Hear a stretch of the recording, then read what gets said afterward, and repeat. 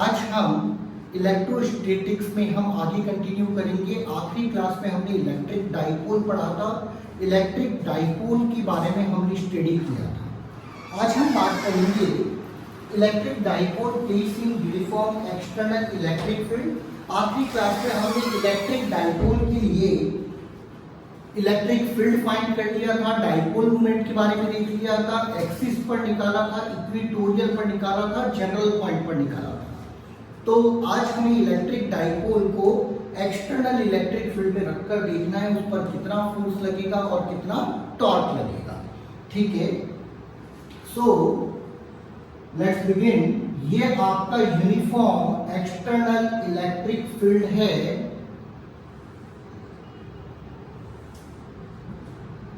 और इसके अंदर आपने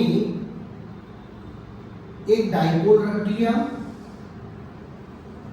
ये -q और ये +q। ये डाइपोल का सेंटर ले लेते हैं। डाइपोल मोमेंट आपको पहले से पता है, -q से +q की तरफ। ये आपका डाइपोल मोमेंट और इलेक्ट्रिक फील्ड के साथ एंगल बन रहा है थीटा। यूनिफॉर्म इलेक्ट्रिक फील्ड है। यूनिफॉर्म का मतलब हर जगह इलेक्ट्रिक फील्ड की वैल्यू सेम है। आपने इस इलेक्ट्रिक डाइपोल जिसका डाइपोल मोमेंट p है, सेपरेटिंग डिस्टेंस आपने 2a ले ली, मतलब ये भी a और ये भी a, मतलब 2a सेंटर O है और इसको इलेक्ट्रिक फील्ड में इस तरह रखा कि डाइपोल मोमेंट और इलेक्ट्रिक फील्ड के बीच का एंगल कितना है, थीटा है। आपको पहले से ही बात तो अच्छे से पता है कि जब भी किसी चार्ज को इलेक्ट्रिक फील्ड में रखते हैं उस पर फोर्स लगता है। कितना फोर्स लगता है, Q। अगर पॉजिटिव चार्ज को रखेंगे तो फोर्स इलेक्ट्रिक फील्ड की डायरेक्शन में लगेगा और नेगेटिव को रखेंगे तो इलेक्ट्रिक फील्ड के अपोजिट लगेगा। तो यहाँ पर पॉजिटिव को इलेक्ट्रिक फील्ड की डायरेक्शन में रखा तो इस पर फोर्स लगा QE और वहीं पर नेगेटिव को रखा, सर मैग्नीट्यूड सेम है, फोर्स सेम लगेगा, बस डायरेक्शन अपोजिट। तो हमने इलेक्ट्रिक डाइपोल को कहां रखा, एक्सटर्नल इलेक्ट्रिक फील्ड E में। पॉजिटिव पर फोर्स लगा इलेक्ट्रिक फील्ड की डायरेक्शन में QE, नेगेटिव पर लगा इलेक्ट्रिक फील्ड की अपोजिट डायरेक्शन में QE। दोनों फोर्सेस को देखिए। सो फोर्स ऑन +q कितना लगा बेटा, प्लस का QE, and force on -q कितना लगा बेटा, F2 equals to -QE। Now both F1 and F2 are equal in magnitude. दोनों मैग्नीट्यूड में सेम है but opposite in direction,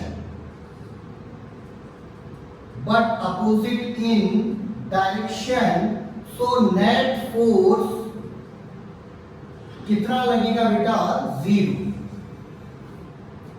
अगर यूनिफॉर्म इलेक्ट्रिक फील्ड है तो, और अगर नॉन यूनिफॉर्म होता तो सर यहां लगता QE1, यहां लगता QE2। यहां इलेक्ट्रिक फील्ड हर जगह सेम है तो दोनों जगह फोर्स QE लगा। अगर नॉन यूनिफॉर्म इलेक्ट्रिक फील्ड होता तो एक जगह लगता QE1, दूसरी जगह लगता QE2। तो आप देखिए दोनों फोर्स सब्ट्रैक्ट तो हो जाते बेटा, लेकिन जीरो नहीं होते। जीरो तो तभी होंगे जब यूनिफॉर्म इलेक्ट्रिक फील्ड हो। तो यहाँ पर दोनों फोर्स अमाउंट में इक्वल हैं, साइन में अपोजिट है, डायरेक्शन में अपोजिट है, सो नेट फोर्स कितना लगा, 0। If field is non uniform, अगर यही फील्ड आपका नॉन यूनिफॉर्म होता तो उस केस में नेट फोर्स आपका 0 नहीं होता, याद रखना बात। अब सर ये दोनों फोर्स जो अपोजिट लग रहे हैं, आप देखिए इस डाइपोल को रोटेट कर देंगे अबाउट एक्सिस ऑफ रोटेशन, जो मैं पेन से आपको दिखा रहा हूं। इसके रेस्पेक्ट में इसको घुमा देंगे, कैसे, क्लॉकवाइज। सर ये वाला भी किधर घुमाएगा, क्लॉकवाइज, और ये वाला भी किधर घुमाएगा, क्लॉकवाइज। आप समझ सकते हो दोनों अपोजिट फोर्स क्या प्रोड्यूस करेंगे, टॉर्क प्रोड्यूस करेंगे। But the pair of these opposite forces These opposite opposite forces will produce a torque. और कितना टॉर्क लगेगा, तो टॉर्क का मतलब सबको पता है, यहाँ पर दोनों टॉर्क ऐड होंगे, ये भी क्लॉकवाइज घुमाएगा, उसका मूवमेंट भी क्लॉकवाइज। तो इसका टॉर्क कितना हुआ, तो टॉर्क का मतलब फोर्स इनटू परपेंडिकुलर डिस्टेंस। बेटा ये ए है, ये थीटा, तो ये परपेंडिकुलर डिस्टेंस आप देख सकते हो ए साइन थीटा। सेम इसके लिए भी ये आपका फोर्स की लाइन ऑफ एक्शन, ये होगी परपेंडिकुलर डिस्टेंस, मतलब कितनी होगी, तो सर ये डिस्टेंस भी थीटा सेम है, तो ये वाली भी A sine theta. Sine theta equals to perpendicular upon hypotenuse, तो perpendicular equals to hypotenuse into sine theta. तो F1 into A sine theta plus F2 into A sine theta. F1 F2 दोनों का amount QE है, तो हमने दोनों की जगह QE लिख दिया, तो QE A sine theta plus QE A sine theta, मतलब टॉर्क लगा 2QE A sine theta. Q into 2A का मतलब dipole movement, PE sine theta, मतलब कितना टॉर्क लगा, तो P क्रॉस E, ये आपका टॉर्क लगा। तो याद रखना, जब भी हम किसी इलेक्ट्रिक डाइपोल को इलेक्ट्रिक फील्ड में रखते हैं तो उस पर फोर्स जीरो लगेगा अगर फील्ड यूनिफॉर्म है, और नॉन यूनिफॉर्म है तो फोर्स जीरो नहीं लगेगा। और की बात करूं अगर, तो PE साइन थीटा, अगर मैं 0 डिग्री और 180 डिग्री की बात करूं बेटा, तो 0 डिग्री पर भी साइन 0, 180 डिग्री पर भी 0, तो टॉर्क कितना लगा, 0। They are called equilibrium position. Equilibrium का मतलब जहां पर नेट टॉर्क भी 0 लगे, नेट फोर्स भी 0 लगे। अच्छा 90 डिग्री की बात करूं तो टॉर्क लगेगा मैक्सिमम साइन 91, तो मैक्सिमम टॉर्क लगेगा बेटा कितना, P। तो मैं दोबारा रिपीट कर रहा हूं कि बेटा फोर्स लगेगा 0 अगर आपका कैसा फील्ड है, यूनिफॉर्म, और अगर नॉन यूनिफॉर्म इलेक्ट्रिक फील्ड है तो फोर्स आपका 0 नहीं लगेगा। और टॉर्क की बात करूं तो टॉर्क आपका 0 भी लग सकता है और मैक्सिमम भी लग सकता है। किस पे डिपेंड करेगा, एंगल पे डिपेंड करेगा। ठीक है, आगे कंटिन्यू करते हैं। Work done in rotating the electric dipole.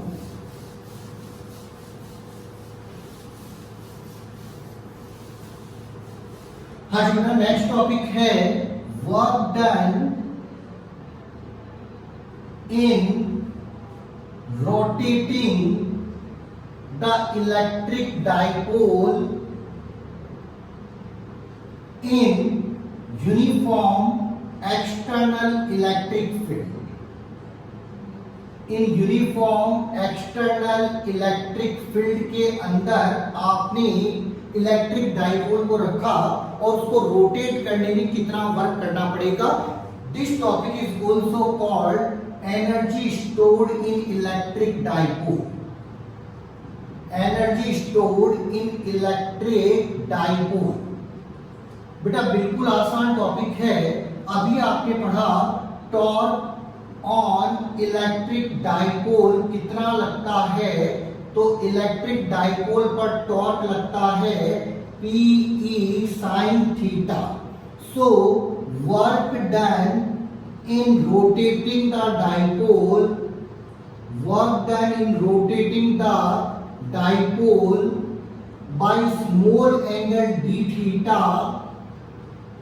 by small angle d theta कितना वर्क करना पड़ेगा, तो d theta मतलब PE sin theta d theta, ये तो स्मॉल एंगल से रोटेट करने में वर्क हुआ।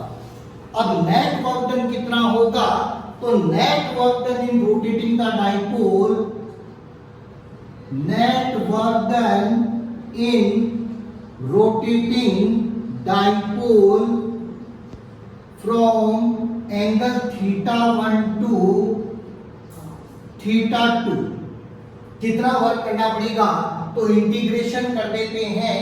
तो नेट वर्क डन आ गया PE sine theta d theta, theta 1 to theta 2, PE बाहर आ गया, साइन थीटा का integration minus cos theta from theta 1 to theta 2, यहां से PE upper limit minus minus plus lower limit. So work done in rotating the dipole is PE cos theta 1 minus cos theta 2. This work done in rotating the dipole from angle theta 1 to angle theta 2. What is theta? Angle between dipole moment and electric field, जो मैंने पिछले diagram में आपको समझाया था. Dipole movement और electric field के बीच का एंगल कितना है बेटा? थीटा है. तो कितना वर्क डन होगा? PE cos theta 1 minus cos theta 2. और if dipole is rotated from maximum torque वाली पोजीशन कौन सी थी? अभी बताई थी 90 डिग्री. 90 डिग्री से थीटा 2 इक्वल टू थीटा तक लेके जाओगे तो कितना वर्क होगा? cos 90 minus cos theta. cos 90 की वैल्यू 0, तो आपका वर्क डन हुआ minus PE cos theta. This work is stored in form of energy. बेटा यही वर्क आपका स्टोर होता है. किस फॉर्म में स्टोर होगा? एनर्जी की फॉर्म में स्टोर हो जाएगा. तो energy stored in electric dipole कितनी हुई बेटा? तो एनर्जी स्टोर्ड इन डाइपोल कभी भी बोली जाए तो आप लिखोगे minus PE cos theta. It is the energy stored in electric dipole. हम यहाँ केस लेके चलते हैं 0 डिग्री और 180 डिग्री. तो आप याद कीजिए बेटा टॉर्क क्या था? P sin theta. 0 डिग्री और 180 डिग्री दोनों जगह ही बेटा टॉर्क तो 0 था, लेकिन यहाँ potential energy minus PE cos 0. cos 0 की वैल्यू 1 माइनस P मिनिमम. और याद करो बेटा 11th क्लास में आपको बताया था अगर पोटेंशियल एनर्जी मिनिमम है तो it is called stable equilibrium. दोनों ही इक्विलिब्रियम की पोजीशन है. आप चाहे 0 डिग्री की बात करो चाहे 180 degree, both position are equilibrium position. But 0 degree पर आपकी पोटेंशियल एनर्जी मिनिमम है तो it is called stable equilibrium. Stable equilibrium.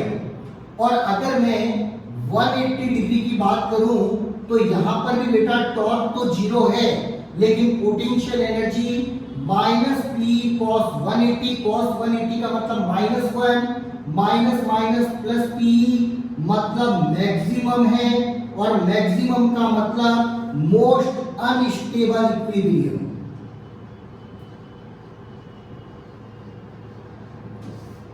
तो ध्यान रखना बेटा 90 डिग्री पर मैक्सिमम टॉर्क लग रहा था 0 डिग्री और 180 डिग्री पर टॉर्क लगा 0.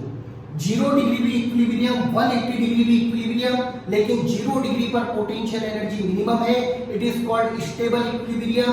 और 180 डिग्री पर पोटेंशियल एनर्जी मैक्सिमम है, it is called most unstable equilibrium. ठीक है. तो अब मैं पूरे डाइपोल को समराइज कर रहा हूं.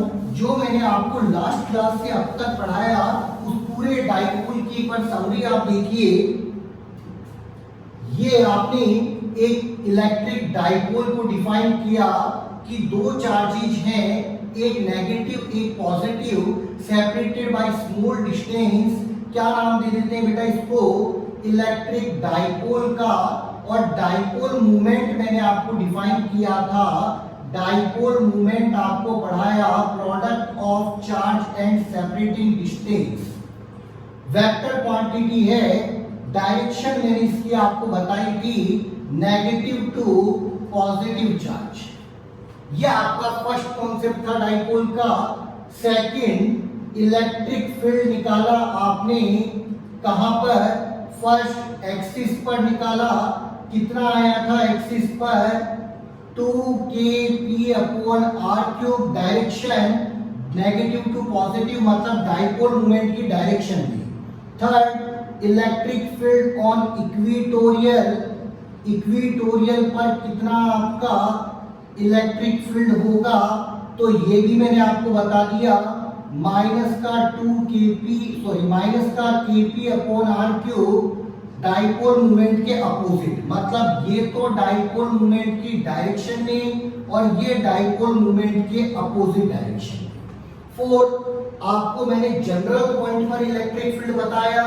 जनरल पॉइंट पर आपका होगा Kp upon r cube under root 1 plus 3 cos square theta. यह आपका किसी भी जनरल पॉइंट पर है जहां थीटा P और R के बीच का एंगल है। तो theta is angle between dipole moment and r vector. आप देख सकते हो आखिरी वीडियो के अंदर मैंने आपको ये सब पूरा बता दिया, मैं सिर्फ समराइज कर रहा हूं। न्यूमेरिकल इसके बड़े ही आसान है, पूरे फॉर्मूले बेसिस है। फिर टॉर्क ऑन इलेक्ट्रिक डाइपोल, कितना टॉर्क लगेगा, P sin theta. Theta is the angle between P and E, तो हम इसको P क्रॉस E बोल देते हैं। 6 energy stored in dipole minus P cos theta. 0 degree stable equilibrium है, 180 डिग्री अनस्टेबल इक्विलिब्रियम है। हम एक दो क्वेश्चन लेकर और इसको डिस्कस कर लेते हैं ताकि आपको और ज्यादा प्रैक्टिस हो जाए इसकी।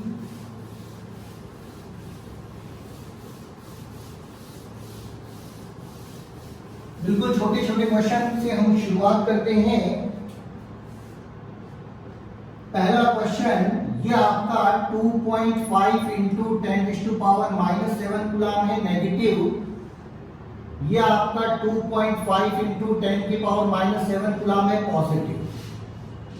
It is placed at 0,0, -15 centimetre and it is placed 0,0,15 centimeter.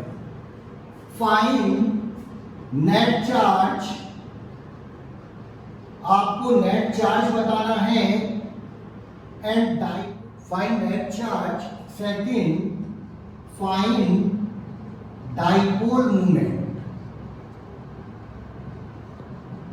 Okay, सबसे पहले नेट चार्ज की बात करें तो सर जितना नेगेटिव उतना पॉजिटिव, तो नेट चार्ज आपका होगा 0।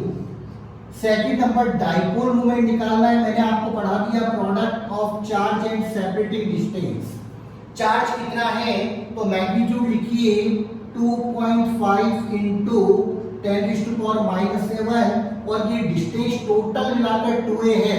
निकाल के डबल मत कर देना, टोटल मिलाकर 2a है तो -15 से यहां तक की 15 और वापस 15, 30 सेंटीमीटर मतलब 0.3। पॉइंट हटाएंगे 10, 2.5 into 3 7.5 into 10⁻⁸ coulomb metre. Direction आपको पता है नेगेटिव टू पॉजिटिव, मतलब किधर होना चाहिए सर, इस तरफ डाइपोल मोमेंट की क्या आएगी, डायरेक्शन आएगी। चलो आगे बढ़ते हैं, नेक्स्ट क्वेश्चन लेता हूं। अ dipole has ±4 microcoulomb charge separated by 10 centimetre when it is placed in uniform electric field E equals to 2 into 10⁴ Newton upon Coulomb, making 30 degree angle with it. Find torque on it. बिल्कुल आसान question है बेटा, आप देखिए। सबसे पहला काम sir dipole moment निकाल लीजिए, Q इंटू सेपरेटिंग डिस्टेंस, कितना चार्ज का मैग्नीट्यूड है 4 इंटू 10⁻⁻⁶, डिस्टेंस 2a की वैल्यू 10 है, डबल मत कर देना, दोनों को मिलाकर 2a डिस्टेंस 10 सेंटीमीटर है मतलब 0.1, 4 इंटू 10⁻⁷ कूलम मीटर, यह आपका डाइपोल मोमेंट है। अब आपको टॉर्क निकालना है तो बिल्कुल simple formula P E sin theta. P आपका 4 इंटू 10⁻⁷, E आपका 2 इंटू 10⁴ और साइन 30 डिग्री। साइन 30 का मतलब 1/2। आप देख सकते हो आंसर आ गया 4 इंटू 10⁻³ न्यूटन मीटर। बताइए इससे आसान क्या लोगे? तो बेटा डाइपोल ऐसा टॉपिक है जिसके डेरिवेशन अगर प्रैक्टिस कर लो तो बोर्ड में भी मार्क्स पूरे मिलते हैं, क्योंकि ये तो कंफर्म है कि डाइपोल का क्वेश्चन आपको पेपर में जरूर मिलेगा। तो इलेक्ट्रिक डाइपोल के क्वेश्चन भी बड़े आसान है, कॉम्पिटिटिव भी ऐसे ही क्वेश्चन आते हैं, आप मॉड्यूल वगैरह सॉल्व करोगे सेम टू सेम आपको क्वेश्चंस मिलेंगे। और आगे बढ़ते हैं, एक और क्वेश्चन लेते हैं।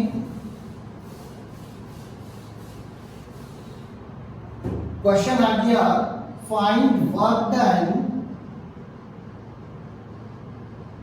in rotating the dipole from stable equilibrium to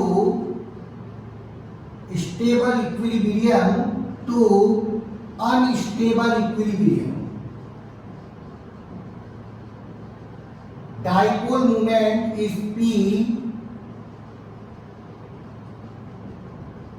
and electric field is E। आपको वर्क डन बताना है, तो वर्क डन का फॉर्मूला आपको पता है PE cos θ1 माइनस cos θ2। कहां से कहां तक लेके जा रहे हैं? Stable equilibrium to unstable equilibrium. बेटा स्टेबल इक्विलिब्रियम का मतलब 0 डिग्री और अनस्टेबल इक्विलिब्रियम का मतलब 180 डिग्री। वैल्यू पुट कीजिए, PE cos 0 minus cos 180। cos 0 का मतलब बेटा कितना हुआ 1, cos 180 माइनस 1, तो कितना वर्क डन आ गया बोलो 2P। बिल्कुल सिमिलर आपको क्वेश्चंस मिलते हैं, बिल्कुल सिमिलर, कहीं दिक्कत नहीं है, फॉर्मूले बेस्ड क्वेश्चन है। एक और क्वेश्चन लेते हैं सेम पैटर्न का, और आप बिल्कुल बिना सोचे तुरंत आंसर आप दे पाएंगे।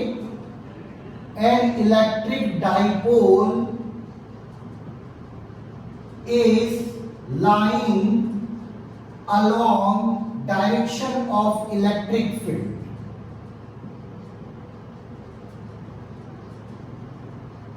Find work done in rotating the dipole by 90 degree से रोटेट करने में कितना वर्क करना पड़ेगा? तो शुरू में तो डाइपोल इलेक्ट्रिक फील्ड की डायरेक्शन में, मतलब शुरू में इनिशियली एंगल कितना है 0 डिग्री, बाद में आपने इसको 90 डिग्री से घुमा दिया तो θ2 कितना हुआ 90। तो वर्क डन का फॉर्मूला बेटा PE cos θ1 माइनस cos θ2, मतलब PE cos 0 1 cos 90 0, तो वर्क डन कितना आया P। बोलो कोई दिक्कत किसी को? तो बिल्कुल आसानी से हम क्वेश्चंस को अटेन कर सकते हैं अगर क्वेश्चन इलेक्ट्रिक डाइपोल का है। चलो एक और थोड़े अच्छे लेवल के क्वेश्चंस पर चलते हैं।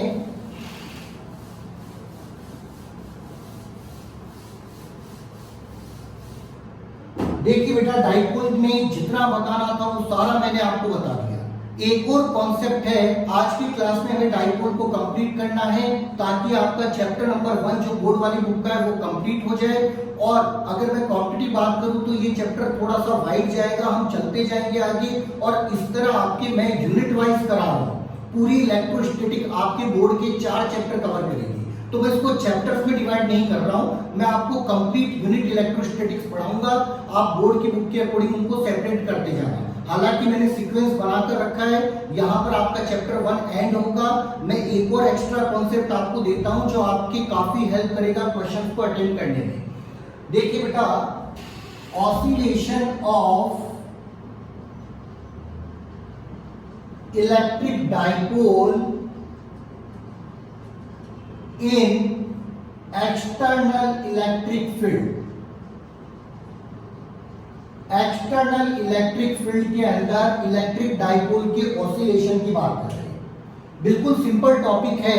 क्या करना है आपको, अगर मैं डाइपोल को एक्सटर्नल इलेक्ट्रिक फील्ड के अंदर रखता हूं तो अभी आपने पढ़ा उस पर क्या लगेगा टॉर्क, और टॉर्क क्या करता है बेटा, टॉर्क इसको घुमाएगा। अगर मैं बोलूं कि ये इक्विलिब्रियम पोजीशन में है, इक्विलिब्रियम का मतलब 0 डिग्री, तो 0 डिग्री पे टॉर्क कितना लग रहा था, 0 लग रहा था। अगर मैं इसको स्मॉल एंगल से घुमाऊं तो इस पर टॉर्क टॉर्क लगेगा कितना, P sin थीटा। लेकिन बेटा आप ये भी देखो 0 डिग्री पर मिनिमम एनर्जी थी, स्टेबल इक्विलिब्रियम था, तो एक रिस्टोरिंग टॉर्क लगेगा कितना, हमने 11th में पढ़ा है रोटेशन में I अल्फा। तो आप देखिए when electric dipole is displaced by angle theta, small angle कर लीजिए, फ्रॉम मीन पोजीशन मतलब इक्विलिब्रियम पोजीशन से, तो इस पर टॉर्क कितना लगेगा, P sin theta. And if movement of inertia, अगर मैं मूवमेंट ऑफ इनर्शिया को I बोल दूं तो रिस्टोरिंग टॉर्क कितना लगेगा, तो रिस्टोरिंग टॉर्क लगेगा बेटा I अल्फा। अंडर इक्विलिब्रियम मान लेते हैं ये डाइपोल वहीं की वहीं है, मतलब P sin थीटा, इसको इधर घुमाया, I अल्फा वापस इधर, क्या करने लगेगा, ऑसिलेट करने लगेगा। क्या करने लगेगा, ऑसिलेशन। अगर मैं इक्विलिब्रियम की बात करूं, अंडर इक्विलिब्रियम की अगर बात करें बेटा, तो आप समझ गए, दोनों को इक्वेट कर दो और डायरेक्शन अपोजिट कर दो। यहां से अल्फा की value I minus P upon I sine theta. For small angle के लिए साइन थीटा को हम लिख सकते हैं, for small angle sin theta can be written as theta sin 0 0।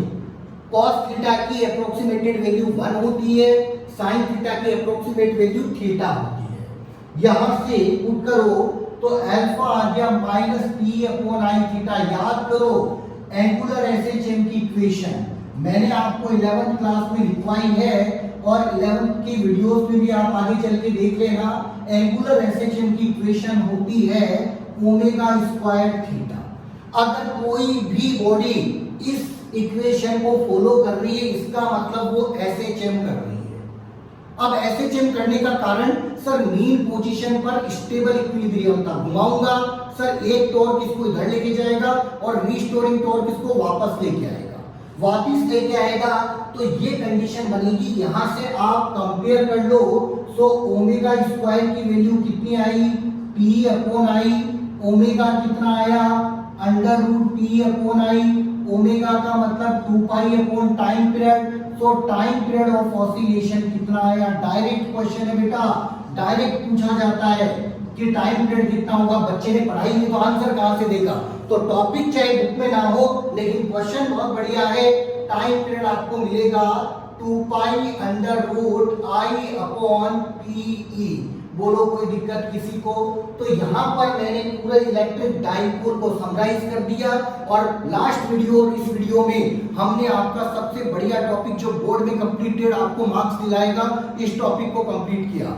अगली क्लास में हम बात करेंगे बेटा electric field line, electric flux, Gauss law, जो आपकी बोर्ड की बुक का सेकंड चैप्टर है, लेकिन हम इसको कंटिन्यूटी बनाते हुए चल रहे हैं। तो आप अगले वीडियो में आप और ज्यादा इंटरेस्ट लेंगे। Thank you.